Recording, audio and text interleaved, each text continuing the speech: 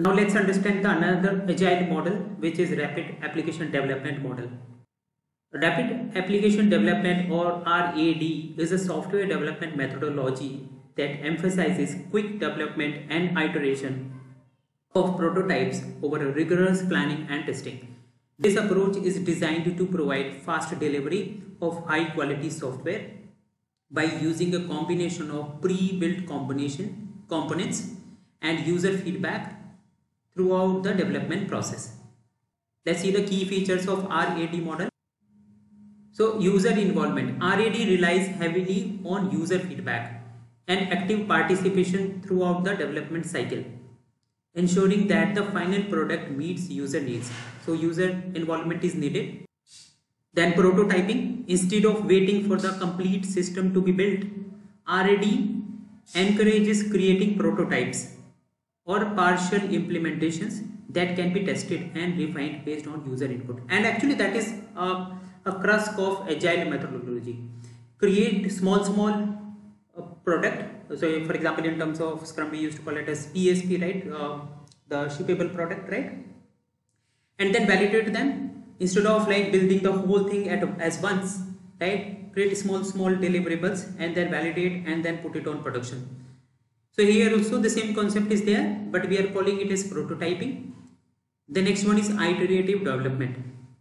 So that is also one of the feature of agile model, agile methodologies, iterative development.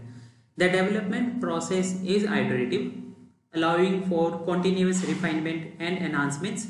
Each iteration can lead to a more polished product.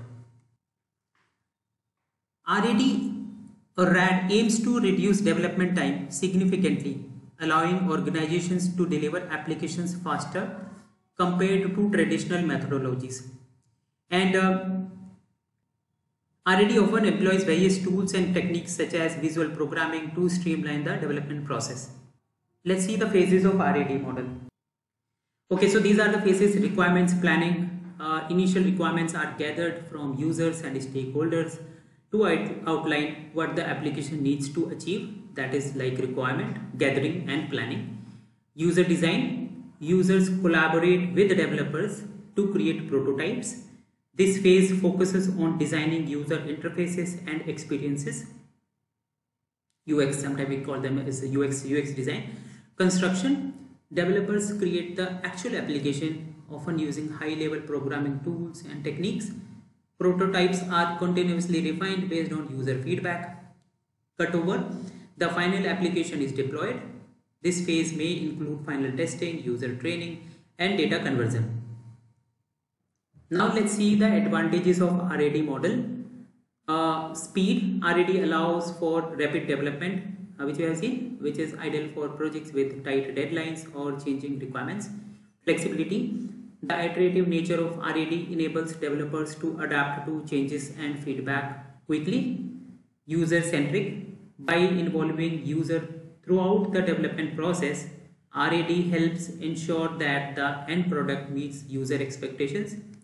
Reduced risk. Continuous testing and prototyping help identify and address potential issues early in the development process. Now let's see what are the disadvantages of this. Limited scalability. RAD may not be suitable for very large projects due to its reliance on user involvement and rapid iteration. It requires strong collaboration. Effective communication and collaboration among users and developers are crucial for RAD to succeed. Yeah, it's not like team is just sitting on one task and thinking, okay, today I am not in mood, maybe I will work tomorrow. Okay, potential for incomplete requirements. Rapid iterations might lead to overlooking some requirements, especially if user feedback is not adequately captured. That is also one of the important thing here.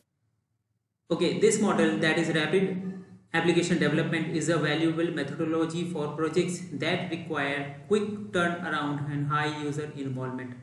By focusing on prototyping and iterative feedback, RAD helps deliver functional applications that align closely with user needs, making it a popular choice in dynamic environments.